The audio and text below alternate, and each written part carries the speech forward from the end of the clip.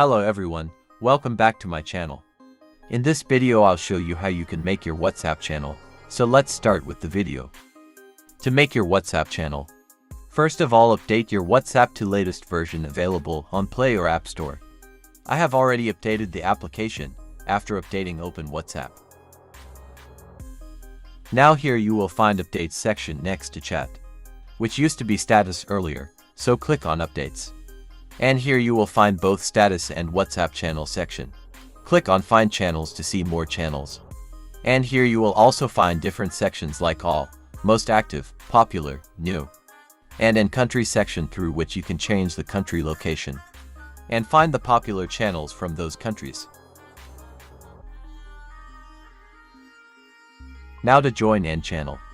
Just click on the profile and you will land onto their channel, and if you want to join their channel, you can click on follow to get all updates from their channel.